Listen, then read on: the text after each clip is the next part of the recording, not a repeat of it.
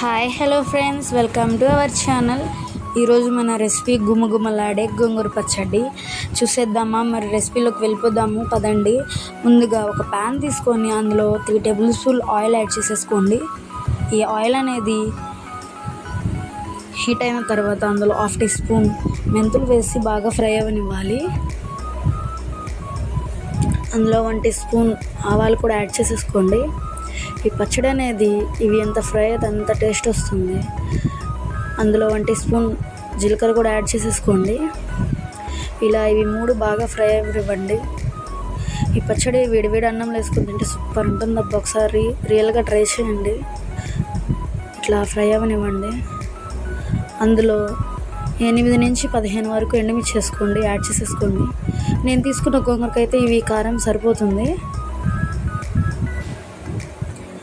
నేను కొత్తగా YouTube channel start చేశాను అబ్బా. నా ఛానల్ని కొంచెం సబ్స్క్రైబ్ చేసుకోండి ప్లీజ్, సపోర్ట్ మీ.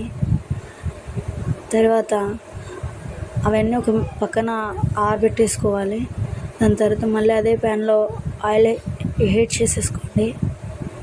అందులో ఒక కట్ట పుదీనా, ఒక కట్ట గోంగూర తీసుకున్నాము.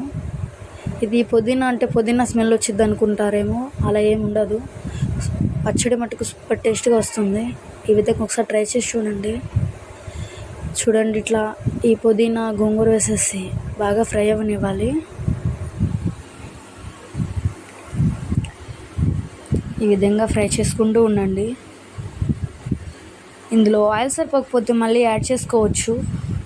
నాకైతే ఎందుకో సరిపోలేదు అనిపించింది. నేను మళ్ళీ 1 టీ స్పూన్ ఆయిల్ యాడ్ చేసేసుకున్నాను. ఈ పచ్చడిలో ఆయిల్ ఎంత ఎక్కువ ఉంటే అంత టేస్ట్ ఉంటుందండి. ఒకసారి ట్రై చేసి చూడండి, చాలా అంటే చాలా బాగుంటుంది. నచ్చితే మటుకు నా ఛానల్ని సబ్స్క్రైబ్ చేయండి ప్లీజ్. ఇందులో మనం చూడండి ఈ విధంగా యాడ్ చేసేసుకోవాలి. నేను కొత్తగా ఛానల్ స్టార్ట్ చేశాను ఫ్రెండ్స్, అందుకే నాకు కొంచెం మాటలు తడబడుతున్నాయి. అడ్జస్ట్ అవ్వండి అబ్బా ప్లీజ్. అందులో ఒక 4-5 పచ్చిమిర్చి వేసుకోవాలి. ఈ పచ్చిమిర్చి వల్ల ఈ పచ్చడి అనేది నెక్స్ట్ లెవెల్ టేస్ట్ ఉంటుంది. చూడండి ఈ విధంగా ఫ్రై అవ్వనివ్వాలి. తర్వాత మనము వేపెట్టుకున్న అన్నీ ఒక మిక్సీ జార్లో తీసుకొని అందులో కొంచెం ఉప్పు వేసుకొని మిక్సీ చేసుకోండి. అందులోకి ఇది ఈ స్లిమ్లో పెట్టుకోండి. ఇట్లా ఫ్రై అంతా దగ్గరకు వచ్చే వరకు చూసుకోవాలి. ఆయిల్ అనేది పైకి తేలే వరకు ఫ్రై అవ్వనివ్వాలి. చూడండి ఈ విధంగా పైకి ఎట్లా తేలుతుందో. ఈ పచ్చడి కొంచెం పుల్లగా కావాలనుకుంటే అరచక్క నిమ్మకాయ అంత చింతపండుని తీసుకొని అందులో యాడ్ చేసేసుకొని ఫ్రై చేసుకోండి. ఇదిగోండి ఇట్లా మిక్సీ చేసేసిన తర్వాత అందులో వెల్లుల్లి రెబ్బలు కూడా వేసుకొని మిక్సీ పెట్టుకోండి. ఇందులో 1/2 టీ స్పూన్ పసుపు వేసుకోండి, ఫ్రై చేసుకోవాలి. ఇలా చేసేసుకుంటే మనకి పచ్చడి రెడీ అయినట్టే, ఆల్మోస్ట్ దగ్గరికి వచ్చినట్టే. దీన్ని కూడా బరకగా వేసుకోవాలి, మెత్తగా అవసరం లేదు. ఇట్లా నేను చూపిస్తున్న విధంగా వేసేసుకోండి. తర్వాత మనము తాలింపు పెట్టేసుకుందాము పచ్చడి అనేది. ముందు అదే ప్యాన్లో ఆయిల్ వేసేసుకొని 1 టీ స్పూన్ మినపప్పు వేసుకోవాలి. 1 టీ స్పూన్ పచ్చిశనగపప్పు కూడా యాడ్ చేసేసుకొని 1 టీ స్పూన్ జీలకర్ర కూడా యాడ్ చేసేసుకొని 3 బాగా ఫ్రై అవ్వనివ్వాలి. ఒక 4-5 వెల్లుల్లి రెబ్బలు దంచి వేసుకోండి. ఈ పోపులోకి వెల్లుల్లి రెబ్బలు చాలా టేస్ట్గా ఉంటుంది. ఇట్లా ఇవన్నీ యాడ్ చేసేసుకున్న తర్వాత బాగా ఫ్రై అవ్వనివ్వాలి.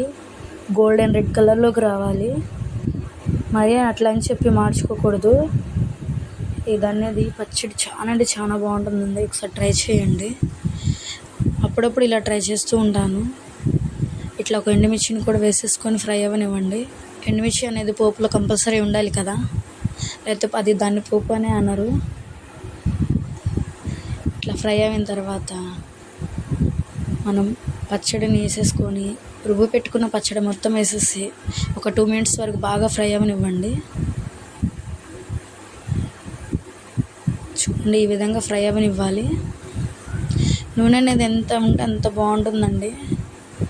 తర్వాత ఒక గిన్నెలో తీసి పెట్టుకొని పైన ఉల్లిపాయలు వేసి పెట్టుకుంటే అంతే, పచ్చడి రెడీ.